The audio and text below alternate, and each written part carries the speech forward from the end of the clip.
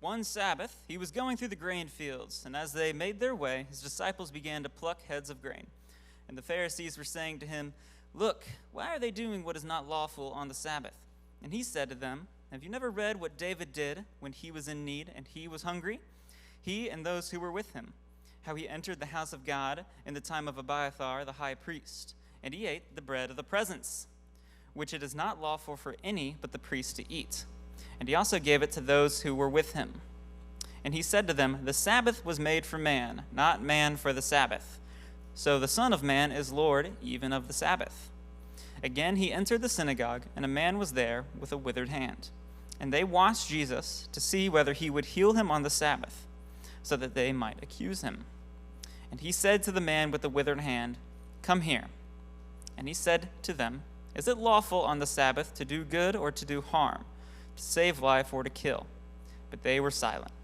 And he looked around at them with anger, grieved at their hardness of heart. And he said to the man, "Stretch out your hand." He stretched it out, and his hand was restored. And the Pharisees went out immediately, held counsel with the Herodians against him, how they might destroy him. This is God's word.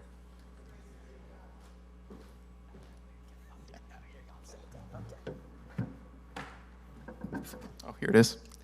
All right.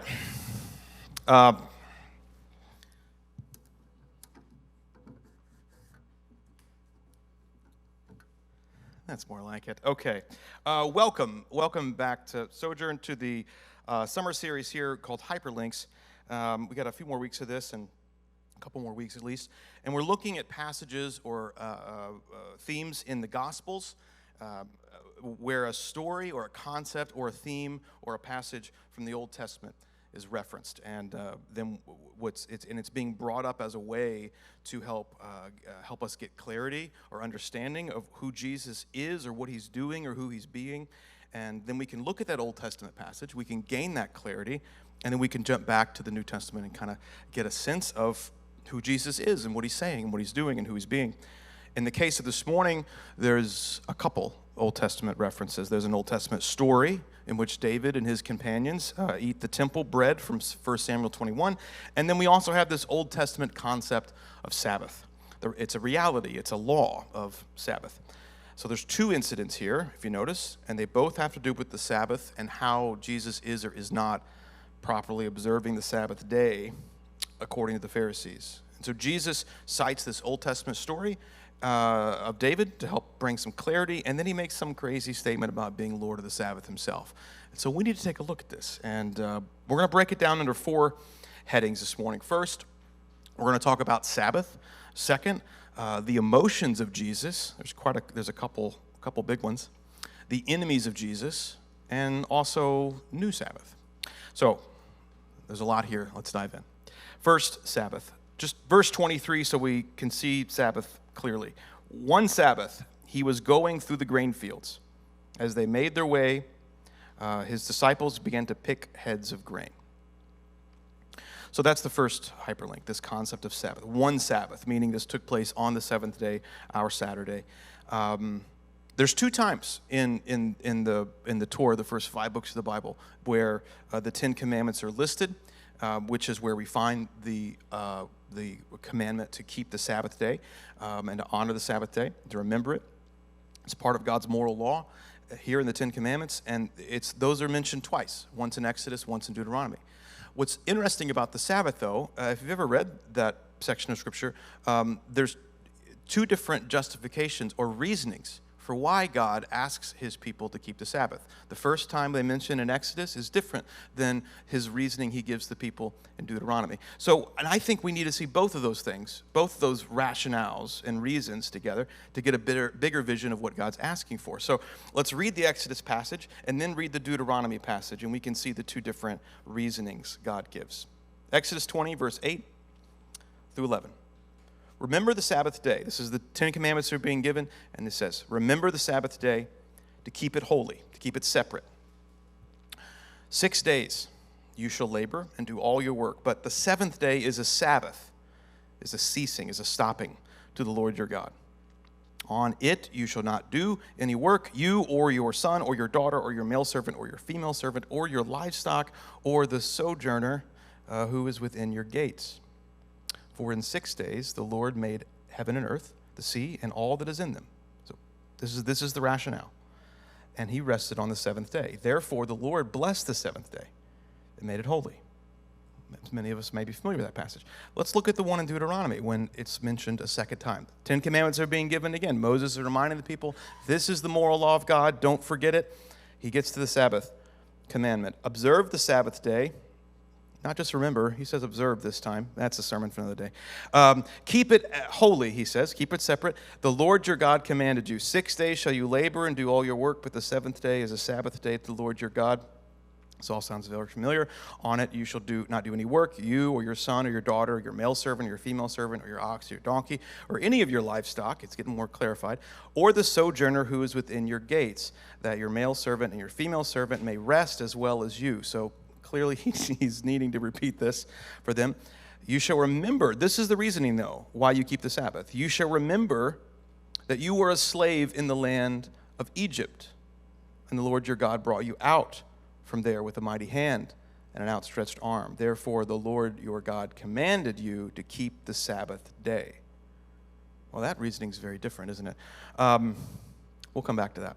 The word Sabbath, as I mentioned, is just a Hebrew word. It means to stop, to cease. It's the word Shabbat. Just to stop. Stop working, stop wanting, stop worrying. Just stop. And the people of God were free. We're free to engage in this stopping on the seventh day. They could rest. They could cease. They could rest with God because of these reasonings. Not only was he powerful and created the world and gave them this invitation to rest within the creation with him, but he's also personal enough to enter into history and provide a rescue, provide a liberation for them. So they can trust him enough to stop and rest and remember that he is their source of life and he is their source of salvation. And the reality of Sabbath was about more than just a day, but it was observed on a day. Friday at sundown to Saturday at sundown. And they would rest and they'd worship with family and close friends. And it was an exercise in mindfulness and contemplation. It was a day of being content and at peace. And I think it's hard for us to understand. I think for me, it's hard for me to understand. Because even our days off are filled with so much work, you know. It's just the days we do all the work we don't get paid for. I've even heard it, made into somewhat of a moral thing. People just keep working and staying busy, and they say things like, well, the devil doesn't take a day off. You heard that phrase? But, last I checked, the devil loses, and he's the devil, Not the best role model. I began to understand, first I began to understand the concept of Sabbath many years ago from my refrigerator. Let me explain what I mean. We had a refrigerator break this week. It went out on us. This is like the third or fourth refrigerator we've had. I've stopped counting. But when my wife, Rachel, was working at Whirlpool, they made refrigerators. And there was a refrigerator there when we were early in our marriage. She got a refrigerator for free. It was this big fancy refrigerator. You ever seen those refrigerators that get built into the cabinetry and you have to make the custom panels on the front? Our kitchen isn't that fancy, so we put this fancy fridge in the garage. We no place to put it. So we got this for free, and it was this great refrigerator, and it's so fancy that it's got a Sabbath mode. Have you guys heard of this on appliances, a Sabbath mode? Because if you remember those two passages, if you're an Orthodox Jew today, how do you invite your male and female servants to stop working on the Sabbath? How do you do that? Because most people don't have servants living with them anymore, unless you all have a live-in butler I'm unaware of. I don't think anybody here has any servants. So how do we give our servants a day off? Well, today our servants are our machines, our appliances. And so if you're a truly devout Orthodox Jew and you want to give your modern servants a day off on the Sabbath, you need a refrigerator with Sabbath mode. And I've got one in my garage. And so Friday, you program it, and Friday at sundown, all of these additional, unnecessary, sort of marginal, mechanisms and processes stop. It doesn't make ice, for instance, on the Sabbath. It doesn't. If it needed to go through some sort of like a defrosting, process, it would wait. It would wait till Saturday at sundown.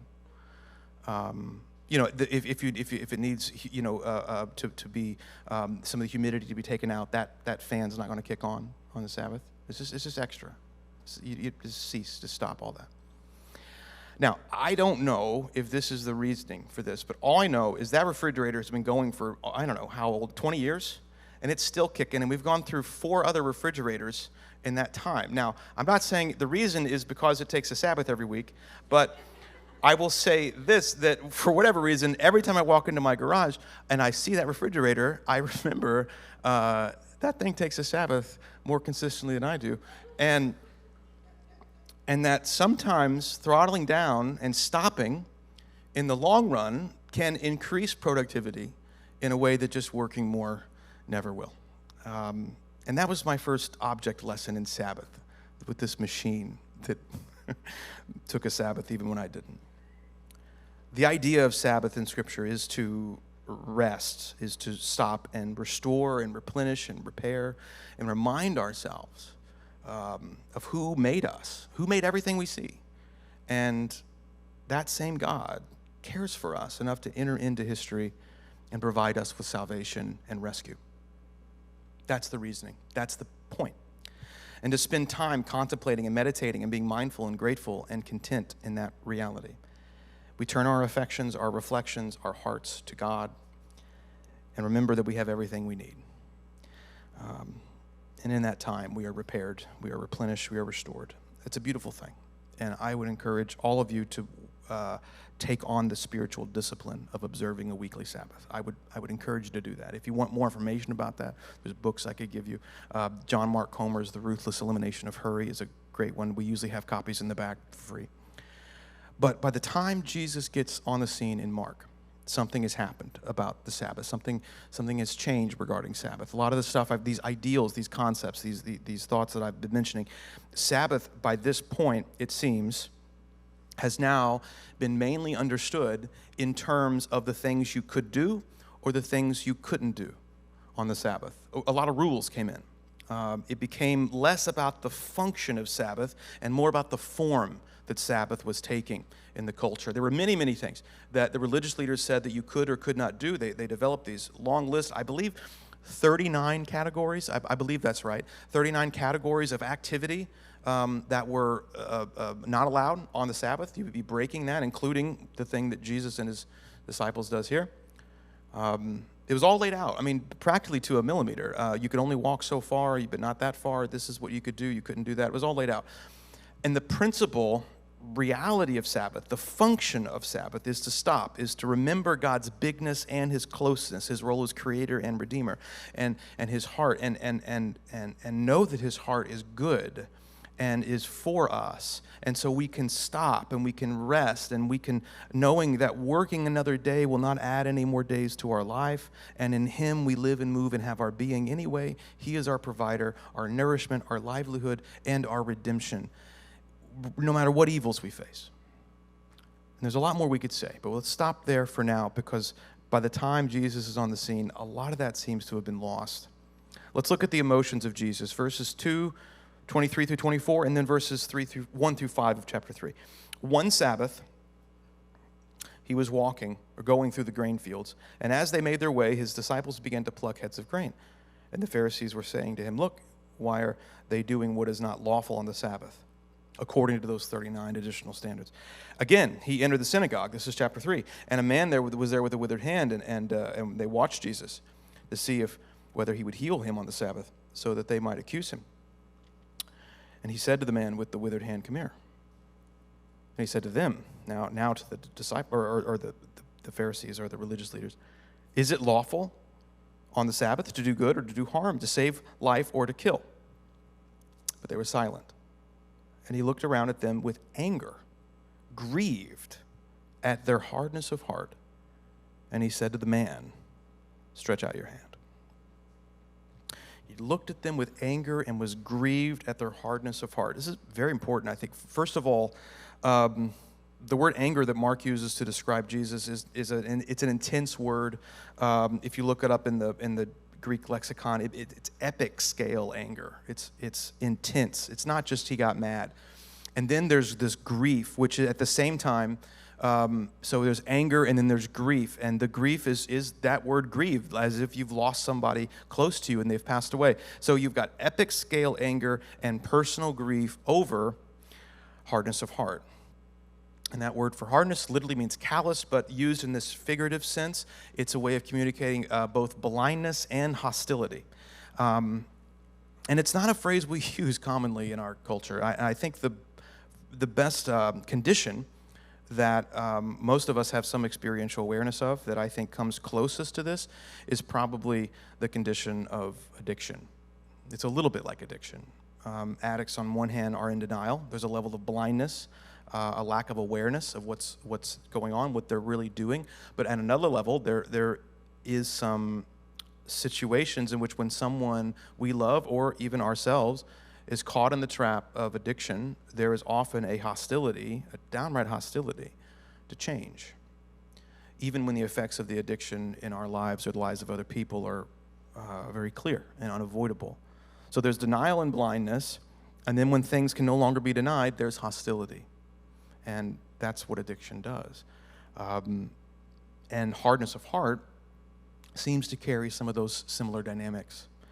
But let's look at these interactions. At the beginning of chapter 2, religious leaders are upset because Jesus and his disciples were picking grain on the Sabbath. Again, an extra biblical rule, but that's what they're upset about. And in the second one, they're upset because Jesus is doing essentially medical treatment, I guess that's what we'll call it, on the Sabbath. So the religious leaders at the time were upset. As we said, so many regulations about the Sabbath have been added on, and what Jesus was now doing was technically illegal. But what is the Sabbath for? The idea of the Sabbath is to replenish and repair and restore and remind ourselves of who cares for us. And so here Jesus is about to restore this man's hand. Literally, it says his hand was restored. And ironically, the Pharisees had created so many laws around the Sabbath, trying to make sure no one violated the Sabbath, that the restoration had now become technically illegal. It's crazy irony. And as bad as that is, though, I don't think it fully explains Jesus' grief and epic anger. I think he's seeing something deeper, an attitude that the religious leaders had toward the law of God, and therefore also toward God himself. And I think that's where it's coming from. I hope we can see this. Because we know this is about more than the Sabbath. And we know that because the Old Testament story of David that Jesus brings up, which we'll talk more about in a minute, isn't about the Sabbath. It's about the ceremonial law of God. And as I said, we'll come back to that. But the Sabbath isn't even mentioned in that story. And then Jesus in verse 27 says, the Sabbath was made for man, not man of the Sabbath, which is true about the moral law of God in general. God's law was made for us, not us for the law. The law of God, Jesus is saying, is a gift from God, a good gift from God, and not a burden. It's a gift from a loving God who wants us to see that this is how we'll thrive, how we'll flourish, and how we'll find our true self. And Jesus appears to become furious when he sees the attitude of their heart that looks at the law of God not as a gift, not as something that is for us, but something that is against us, that is over us, that is crushing us. And what that means ultimately is this is an attitude toward the heart of God himself. Meaning that what Jesus seems to be angry about is that these religious folks were completely missing the Father's heart on this. The moral laws of God were not given from God so we could prove to him we're good enough. They were given to us for our good. And I think that's what makes him so unhappy, is this attitude of their heart toward the heart of the Father.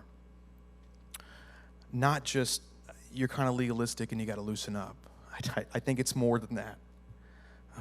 Maybe I'm wrong, but I don't think that would be enough for this level of anger and grief. because they don't see the Sabbath as for their good or the law of God as for their good, but rather as a way to prove that they're good enough. And that ultimately means that they don't trust the Father's heart, which is from where the moral law is given. And so they don't trust the heart of the Father to be good, and that He has their best interest in mind, and they can rest in Him. And so, but it's up to them to prove themselves, which is the same temptation humanity's been struggling with since Genesis chapter 3.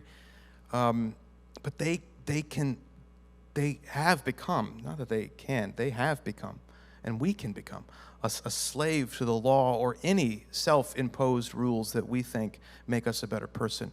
And there is something in the heart of humanity that is just bent toward treating the law of God not as a gift but as a burden. And then we can either try to control it instead of trusting God to be good, which we are then unable to rest in Him and what He has done, which is what the Sabbath is all about in the first place. So the way they're approaching the law of God has actually made it impossible to truly observe Sabbath. But this isn't just an issue for the religious and the legalistic, as we'll see in verse 6. So let's look at that. The enemies of Jesus, number 3. The Pharisees went out and immediately held counsel with the Herodians against Him, how to destroy Him. Commentators and historians often say that this is one of the most extraordinary verses in the Bible. Now, I know that there's some crazy stuff in the Scriptures. I get that. But this one is insane because these two groups of people should not be talking to each other, let alone agreeing on anything. The Roman Empire, because it had taken over all these countries and cultures, including Israel, they were bringing in they were imposing all this Greco-Roman culture, this Hellenistic culture, pagan ideas and codes of conduct and so forth. They were spreading it all over the empire, including Israel in the area of Judea. And there was an enormous amount of conservative reaction and backlash to this movement of cosmopolitan Rome. Many in Judea felt that they were being overwhelmed with this Roman pagan immorality. And so they began to put up these huge walls, metaphorically speaking, and the Pharisees were a big part of that. And that's one of the reasons why a lot of those additional commandments came in, and they didn't just say, observe the Sabbath. They had all these extra rules. You can't do this. You can only do this. Here's the ways you have to stay separate from this secular culture that's coming in, this secular Rome. It was a conservative reaction to what was being perceived as a creeping immorality in all areas of life, from sexuality to business practice, across the board. Now, I don't think it's hard for us to understand, or even have some level of even sympathy for the Pharisees and where they're coming from here. I get it. But trying to control the truly an immoral drift of their culture happening, trying to control that drift and take it by the horns and control it. They were becoming so self-focused, and they became so legalistic that they lost sight of the Father's heart, and that's what happens. And the Herodians were people who not only supported the secular power, but they were a major part in helping spread the Greco-Roman way of life. They were supporters of the Herod, and the Herod were the regional kings that the Romans put in place. The Herods were the Roman rulers of Israel. So the Herods and the Herodians were people who supported the secular power and the Hellenization of culture. And the Pharisees were the absolute enemies and who were trying to hold back and resist and maintain the old ways and these traditional moral values that they felt were important.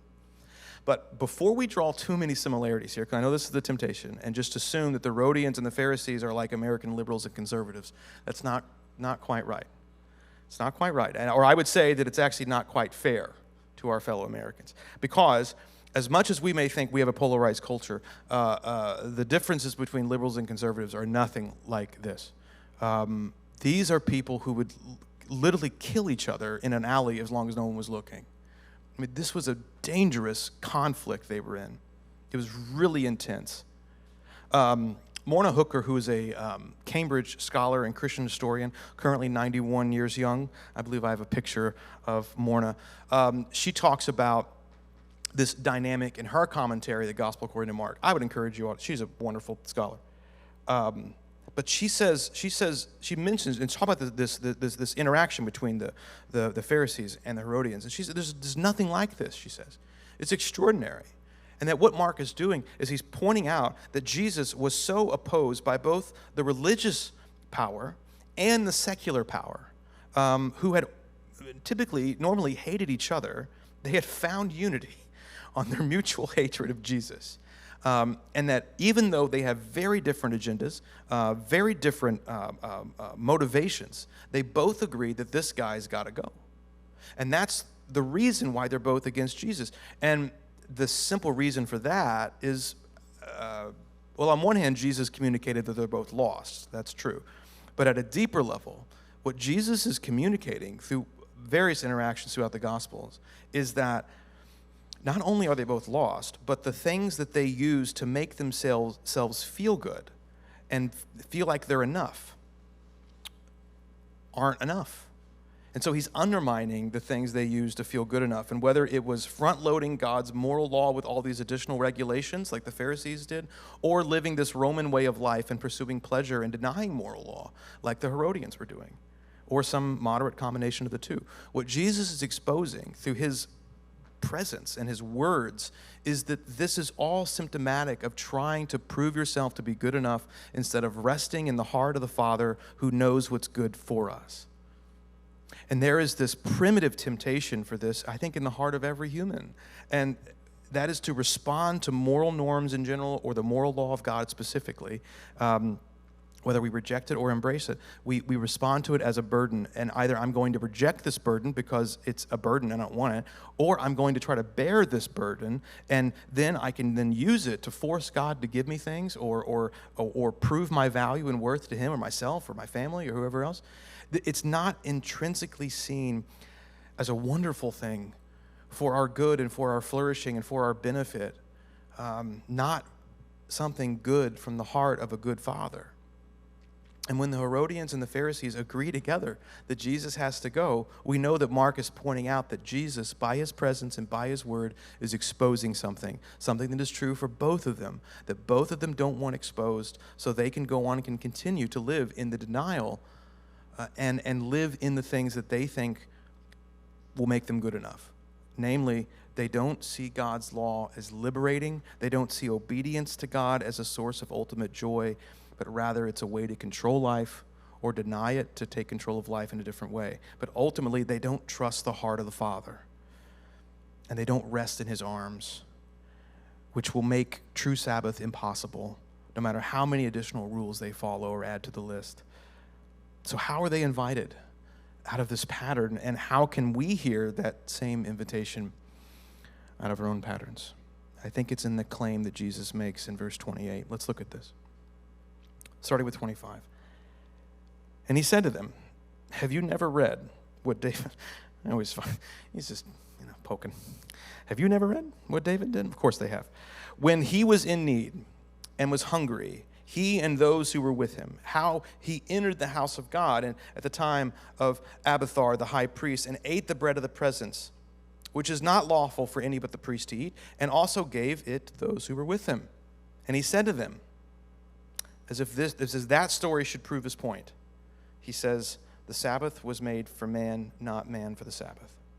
So the Son of Man is Lord even of the Sabbath. Son of Man is that phrase he uses to describe himself a lot, taken from Daniel. But here's the point. The solution to break out of our pattern, for them to break out of their pattern, is this claim of Jesus, so the Son of Man is Lord even of the Sabbath. Jesus is not repealing the Sabbath. In verse 27, he says it's a gift. He's clearly not saying you don't have to think about Sabbath anymore, or that reality doesn't matter anymore. He's not saying any of that. It's still a 10 commandment. But at the same time, Jesus is disobeying a lot of these regulations that had grown up around the Sabbath. And then he gives this biblical illustration to help us understand the Sabbath. And that's verse 25. Have you never read what David did when he was in need and hungry, and those who were with him? So at first sight, it's a little hard to tell what he's getting at. It happened in the Old Testament. David was on the run for his life. This is 1 Samuel 21. It's an amazing story. I encourage you all to go read it in its totality. But he wasn't the king yet. He was a fugitive. He went into the tabernacle, the place where you worship God, and there was an altar there, and there was the sacrifices, and there was various ceremonies and so forth. And then you had this table, and on that table there was consecrated bread that had been set apart for temple worship to be eaten by the priest, and they would actually eat the bread on the Sabbath. So there's our Sabbath connection if we're looking for one, but Jesus doesn't mention that. But it was called the bread of the presence, and it was supposed to be before God in the tabernacle as a reminder that he was with Israel as their source of life and nourishment, and his presence was with them, and their presence was with him, and they were together, and it was then eaten by the priest on the Sabbath and then refreshed with new loaves the next day. And there's lots of connections between this practice, between the what's called the showbread or the bread of the presence, and our celebration of communion every week. But now we're all priests before God, and we all can take of the bread of life, as it was called. But that's a sermon again for another time. So Jesus says David and his men, even though they were not priests, they were there and they ate the bread. And they broke the ceremonial rules. But as we said, the story has nothing to do with the Sabbath per se. So there's no indication it was on the Sabbath and he wasn't breaking any Sabbath rules. So it means that he is bringing it up because it is addressing something around the ceremonies. There was a lot of other laws that are often called ceremonial laws because they have to do with how you worship God or how you approach God, how to clean yourself and prepare yourself for worship, and not touching these things or those things, and not eating these things or those things, but eating only these things. And you refrain from this and that. And then when you did all of that, so that way when you went into the temple, you then provided a certain kind of sacrifice, not these kinds of sacrifices, but these kind, and then you could go into worship. And it was sort of this enormous object lesson for the people of Israel, trying to show them that something has happened in this relationship, and we can't just walk in there anymore. There's something that's happened. Something has dramatically affected this relationship. I guess to put it in the simplest of gospel terms, there's this gap between us and God. And although these things don't actually bridge that gap, they did offer a continual reminder that gap was there, and we can't just close it on our own. Something needs to happen. So you have all these ceremonies, all these rules. And Jesus is saying that David realized that those ceremonial laws were provisional, that they weren't the most important thing. And it pointed to an important thing, the important thing, and our need for this important thing, but the ceremony wasn't the point. And there's all these pointers. They were all pointers on how we get into a relationship with God, but the ceremonies themselves were not the relationship. They were temporary, they were provisional, they were pointers specifically to this, that the Son of Man is even Lord of the Sabbath. And Jesus is directing us to think about those origins of the Sabbath, I think. Genesis chapter 1, the first reasoning that God gives, that God created the world, and then he rested. He stopped. He ceased. He Sabbathed. That's all it means. It means he finished. He finished it. It was finished. It was good. There's nothing more that needs to be done. And then Jesus says, I'm the Lord of the Sabbath. Somehow he's going to say, it's finished. It's done. The second reason is the Sabbath is the Exodus, God's willingness to enter into history and rescue his people out of bondage and slavery. And by saying he's Lord of the Sabbath, Jesus is somehow claiming this role of God in history, coming in to enter in and connect himself to a redemption that will lead his people out of slavery and bondage. He's connecting himself with creation and redemption, and he's saying, I am Sabbath. I'm the source of all of this. It's extraordinary. And he can say that because on the cross, when he said it is finished, Jesus, as God, entered into history and inaugurated a new creation and a new Exodus that would ripple out to all nations and tribes, leading God's people out of bondage. He finished the work that seals the new creation and begins a new Exodus that creates a new Sabbath, or rather secures for us the rest that Sabbath has always pointed to in the first place.